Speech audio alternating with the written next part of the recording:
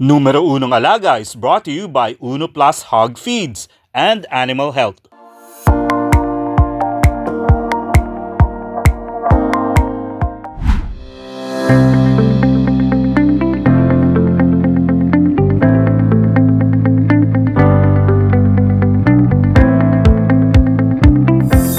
Magandang araw mga kabalikat! Ako si Doc Gay Lango at ito ang Numero Unong Alaga, ang inyong kaagapay sa matagumpay at sustainable na pag-aalaga ng baboy.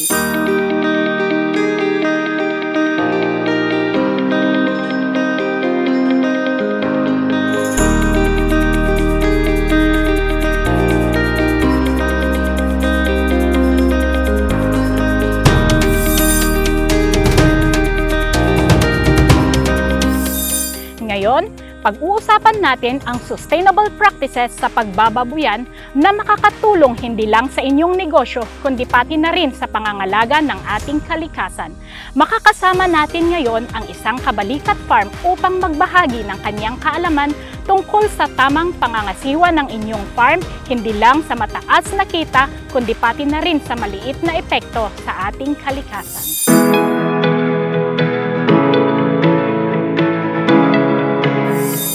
Tamang pag-aalaga ng baboy ay hindi lang tungkol sa kita, kundi pati na rin sa pangangalaga sa kalikasan. Ito ay nagbibigay rin ng pangmatagalang benepisyo sa ating mga magbababoy. Narito ang ilang mahahalagang sustainable practices na maaaring gawin sa inyong farm. Magtanim ng puno sa paligid ng farm upang mapabuti ang kalidad ng hangin at bawasan ang init sa kapaligiran. Magpatupad ng biogas system upang gawing renewable energy ang dumi ng baboy. Pagkakaroon ng rainwater reservoir ay nagbibigay daan sa pag-imbak ng tubig ulan na maaaring gamitin sa mga panahon ng tagtuyot o kakulangan sa tubig. Ito ay nakakatulong sa pagbabawas ng pagdepende sa mga tradisyonal na pinagkukunan ng tubig tulad ng mga gripo o balon. Dito sa aming farm, ang mga puno ay malaki ang naitutulong. Lalo ngayong mainit ang panahon na kinai-stress ng mga baboy. Malaki talaga ang tulong niya kasi napapalamig niya ang paligid. Ang tubig ulan ay kinokolekta namin para panlinis sa aming mga babuyan. Malaki ang natitipid namin sa tubig, lalo na sa amin na malayo sa source ng water.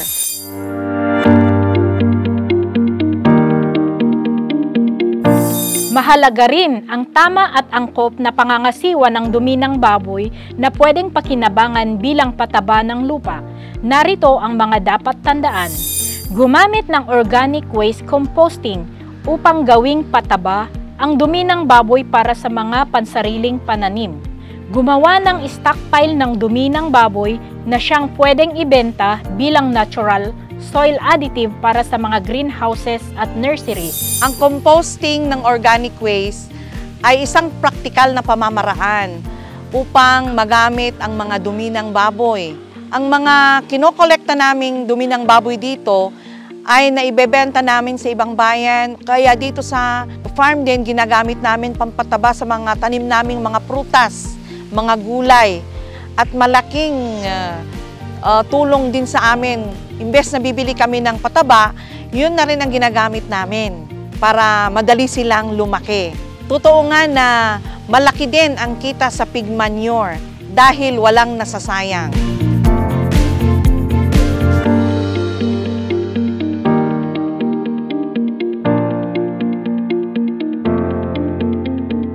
Maraming salamat sa ating Kabalikat Farm sa pagbabahagi ng kanyang kaalaman tungkol sa environmentally at ecologically sustainable strategies sa pagbababuyan.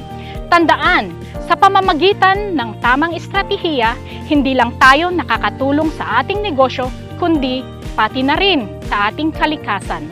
Para sa karagdagang impormasyon, bisitahin ang aming social media pages o kontakin ang pinakamalapit na distributor. Muli, ako si Gay Lango at ito ang Numero Unong Alaga. Hanggang sa muli, mga kabalikat!